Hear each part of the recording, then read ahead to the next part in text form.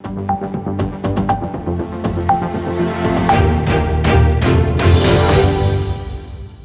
day everyone, my name is Navneet Anand from Fiji Times, India Times Australia and Voice aajKal local and global.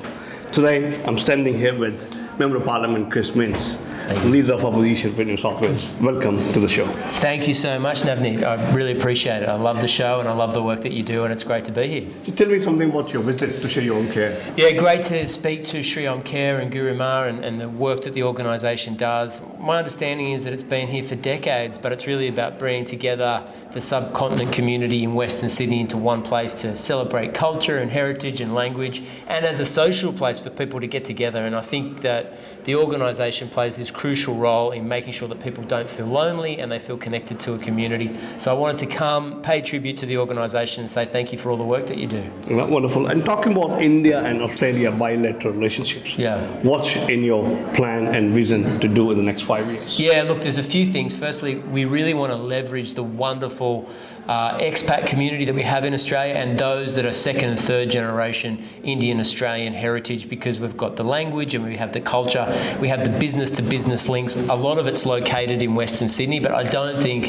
that we're fully utilising the huge economic opportunities with this massive market. So that means making sure that we've got business to business relationships with the subcontinent, India in particular, and using some of the young people that are coming through our schools and universities so that we can really exploit that relationship. There's a huge market in India. We know over 1 billion consumers. We want to make sure Australian industry is at the forefront of that relationship, and that's my responsibility. You know, having the Australians of the Indian heritage here in Australia, but what plans do you have to visit India in the coming months or years? Yeah, I do have to get to India. I have to say, and I'm remiss in saying this, that I've never been to India. I have to get to the subcontinent. I want to see it for myself.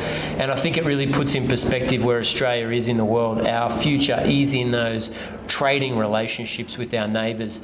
And Australia's big success over the last 20 years has been bringing closer together those economic ties. The big opportunity is India, and if I'm going to be a political leader in this state, it's got to be a responsibility of mine. Okay, talking about the political leader of the state, what are the plans that you have in mind that people should come and vote for you? Absolutely. A few things. Firstly, we need to make sure we're fully funding our health system. We've got a situation where many people are leaving emergency departments, 55,000 people in Western Sydney, Navneet, at the moment, just turning around, not getting the help they need. So we've got to make sure that we're fully funding our health system, our nurses, our paramedics.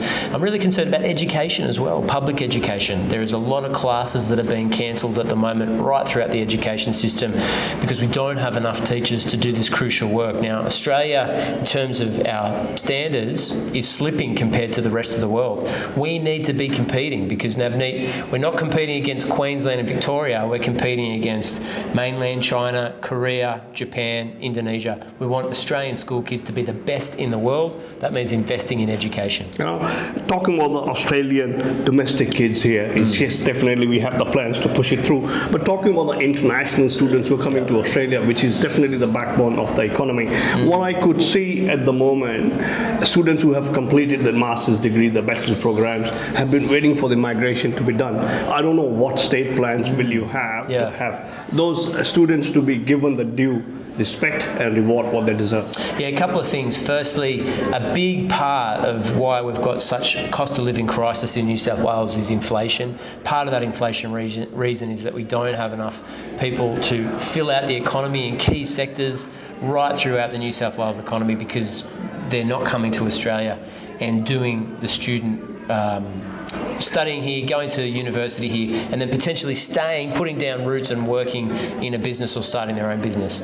We've been told by the Commonwealth Government they're going to start to fix this, but we need to start seeing results on the ground because it's having a big impact on the New South Wales economy. And one of the things about New South Wales is that we've been open to the world. If you want to come to this country, work hard, start a business, get educated, we want you right here in New South Wales. We have to get back to that. What I would urge you, the federal government coming from the same party that you come from. Yeah. If you can push it through the Department of Immigration, the Minister of Home Affairs as well, to look after all the applications that have been pending for a number of years, at least to be looked into, at least the backlog is clean as soon as possible. Yeah, we need quick decisions because people are making decisions about their own lives and they can't wait in abeyance for years and years before they make a decision about whether they set up and move to a country like Australia. We need quick decisions so that we can get that flow of education dollars, immigration into this country. It's a good That's thing. very, very encouraging. And before we leave, any of the message for the whole community here? Look, thank you for the work that you do. I know it's been a tough couple of years. I'm extremely